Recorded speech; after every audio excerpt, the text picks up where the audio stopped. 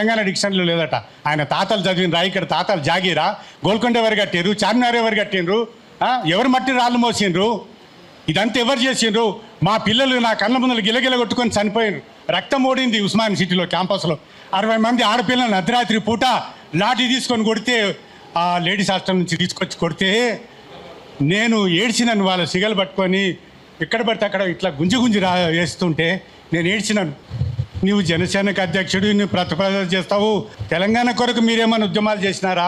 Separate కావాలని ఏం చేయలేదు కదా. మరి తెలంగాణ మీకు ఇంత అక్కస్ ఎందుకు? తెలంగాణ మీద ఉన్నటువంటి ఆస్తిపాస్తులను ఇంకా దోసుకుంటారు. మా ఆంధ్ర వాళ్ళే కాంట్రాక్ట్ చేస్తున్నాను అన్నారు. కాంట్రాక్ట్ ఎవరు చేయమన్నాడు? మిమ్మల్ని కమిషన్ల కొరకు కాంట్రాక్ట్ చేస్తున్నారు. పైసల కొరకు కదా కాంట్రాక్ట్ చేసి ఎందుకు చేస్తున్నారయ్యా? మా దగ్గర 12 రకాల పని వాళ్ళు తెలంగాణలో ఉన్నారు కాబట్టి ఆ తెలంగాణ 12 రకాల పని వాళ్ళు లేకుంటే అది వల్లకాడు అన్నాడు దాశరథి రంగాచార్య. సాకలి, మంగలి, కుమ్మరి, కమ్మరి, ఈ దొమ్మరి ఇట్లాంటి రకాల 12 రకాల పనివాళ్ళు లేకుంటే ఆ ఊరు వల్లకాడు అన్నాడు. 12 రకాల పనివాళ్ళు ఉంటేనే అది ఊరు అవుతుంది, లేకుంటే పెంట. మరి నీకు ఆ చరిత్ర తెలుసా? ఏమైనా నీకు అమరావతి అసలు అర్థం తెలుసా? నీకు సింహాచలం అర్థం తెలుసా? నీకు పాడేరు అవసరం తెలుసా? నీకేం అర్థం తెలుసు? కాకినాడ, సర్పవరం, పీఠాపురం, అన్నవరం ఇవన్నీ నీకు తెలుసా? ఏమైనా నీ కులాల యొక్క ప్రాతినిధ్యం ఏమైనా తెలుసా? నీకేమీ తెలియదు. ఊకే ఆట ఆడుతావు, రంగులు వేసుకొని ఆట ఆడినావు, సంపాదించుకున్నావు, వచ్చి ఇడ కక్కుతున్నావు, మా తెలంగాణలో వచ్చి కక్కుతున్నావు. ఇది సబబు కాదు.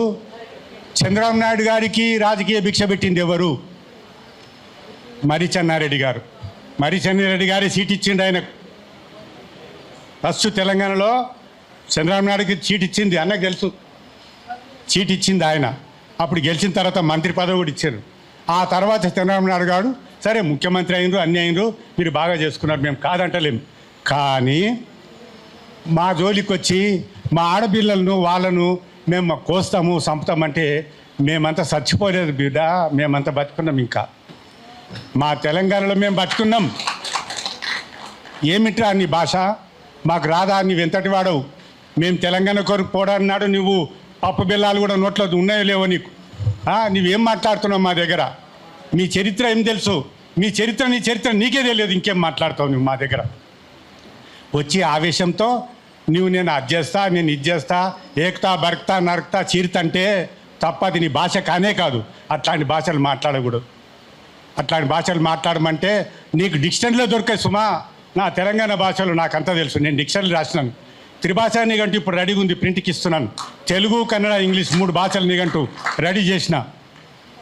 తెలంగాణ భాషా పదాలు, జానపద భాషా పదాల మీద 70 పేజీల తెలుగు డిక్షనరీ రాసిన. ఇంకా ప్రింట్ చేయలే. చెప్తున్నాను, నువ్వు తెలంగాణ గురించి ఎంత అడుగుతావో తెలంగాణ భాష మీద, సాహిత్యం మీద, నీ భాష సాహిత్యం మీద, ఆంధ్ర మీద నేను మాట్లాడతాను. నువ్వు మాట్లాడలేవు నా ముందల. రామాయణం మీద మాట్లాడలేవు. నేను తిరుపతిలో రామాయణం మీద మాట్లాడి శభాష్ అనిపించుకున్నాను. నేను బ్రాహ్మణ్ కాదు, అబ్రాహ్మణ్.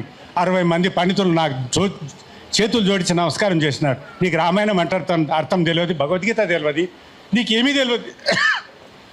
నీవేం మాట్లాడతావు మా దగ్గరికి వచ్చి? మేమేమన్నా నీ దగ్గర బిచ్చానికి వచ్చినామా?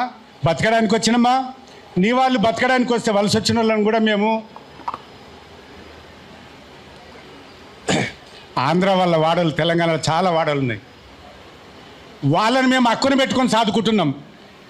రకరకాల బిజినెస్ చేసుకుంటారు, పండ్లు అమ్ముకుంటున్నారు, కాయలు అమ్ముకుంటున్నారు, కూరగాయలు ఏవో రకరకాలు చేసుకుంటున్నారు. వాళ్ళకి మేము భూములు ఇచ్చినాం. ఇందిరమ్మ ఇండ్లు వాళ్ళకు ఉన్నాయి. వాళ్లకు వాడవాడలు, ఊళ్ళు ఉన్నాయి ఇక్కడ. మరి మా తెలంగాణ వాళ్ళకి మీరు ఎక్కడ నన్ను ఇచ్చిర్రా? చెప్పండి. తెలంగాణ వాళ్ళకి మీరు ఇందిరమ్మ ఇండ్లు ఇచ్చిర్రా? మా గుడిసెలు ఇచ్చిర్రా? ఏమన్నా ఇచ్చిర్రా? మేము ఇచ్చినాం. మాకంత ఉదారత ఉంది. మేము తినకున్న పక్క వాళ్ళకి అన్నం పెట్టేటువంటి ఉదారగుణం మాకుంది. మీకు లేదు అది. నువ్వు సంపాదించుకోవచ్చు, నీ సంపాదన దాచిపెట్టుకొని తిను.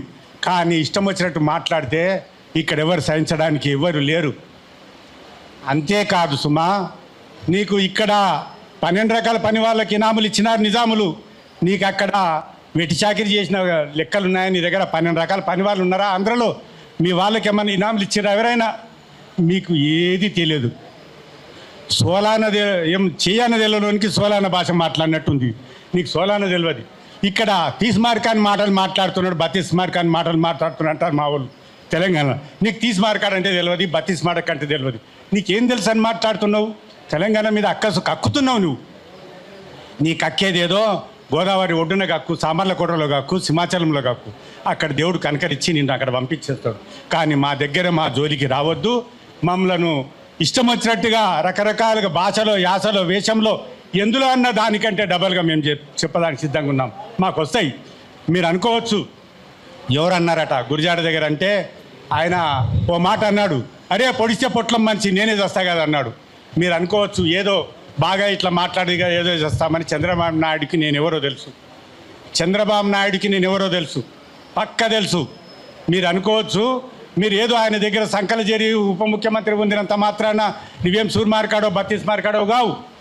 అది 3 నాళ్ళ పండుగ, 3 నాళ్ళ ముచ్చట ఈ పదవులు. నీవు సమాజంలో ఉండు. ఆంధ్రప్రదేశ్లో ఉన్నటువంటి ప్రజలు నీవు అన్యాయం చేస్తున్నారు. ఎంత అన్యాయం చేస్తున్నారో వాళ్ళకి తెలుసు. బయటికి రాలేకపోతున్నారు. అంత అన్యాయం మా తెలంగాణలో లేదు. మేము ఇంకా మీకు భిక్ష పెడుతున్నాము, మీరు ఇక్కడ అన్నీ చేస్తున్నారు. మా దగ్గరనే బతకడానికి మీరు వస్తున్నారు తప్ప మేము మీ దగ్గరికి బతకడానికి రావడం లేదు. ఎందులో కూడా ఏ విధంగా చూసినా మీ దగ్గరికి మేము రావడానికి లేదు. వలస జీవులం కాదు, వలస పక్షులం కాదు. మీరు వలస వచ్చి అన్ని సంపాదించుకొని అన్ని చేసుకుంటున్నారు. అట్లాగే ఉండాలని మేమేమీ అనడం లేదు. కానీ మమ్మల్ని ఇష్టం వచ్చినట్టు తిడితే, వాడితే ఈ భాషా పదాలకు 100 భాషా పదాలను వాడడానికి మేము సిద్ధంగా ఉన్నాం. ఇక ముందు ఇలాంటివి చేయకూడదని చెప్పి మేము హెచ్చరిస్తూ, ఆ చంద్రబాబు నాయుడు కూడా వీరిని అదుపులో పెట్టుకోండి. మీరు ఈ పవన్ కళ్యాణ్ను అదుపులో పెట్టుకోండి. ఎందుకంటే అట్లా అనుకోవద్దు. మనం ఇప్పుడు చేపించిండా లేదా మనకు తెలియదు. నీవు సంకల్లో వాడిని ఎత్తుకుంటావా గోదావరిలో ఆడేస్తావు మాకు తెలియదు. ప్రజానీకానికి హాము జరిగేటువంటి మాటలు, సమాజానికి ద్రోహం పనులు చేసినోన్ని సమాజం ఎప్పుడూ క్షమించదు. ఆంధ్ర అయిన తెలంగాణ ప్రజలే విజ్ఞానం కలిగినటువంటి వాళ్ళు ప్రజలు. కాబట్టి విజ్ఞానంలో నీవు అజ్ఞానివి అయి ఉండి ప్రజలు విజ్ఞానం లేదని అనుకోకు సుమా. చాలా జాగ్రత్తగా ఉండాలి. ఇది మేము ఒక విన్నపంగా చెప్తున్నాం. మేము ఈ విన్నపాన్ని నువ్వు గ్రహించాలని చెప్పి మరీ చెప్తూ ముగిస్తున్నాను. మా వాళ్ళ ఓపిక టెర్రరిస్టులు, ఉగ్రవాదులు అన్న తర్వాత కూడా ఇంకా మర్యాద చెప్తున్నాం అంటారు. సరే మీరు మర్యాద ఇనురు జరా. మా విష్ణు కిషోర్ అన్న కవి, రచయిత, గాయకుడు.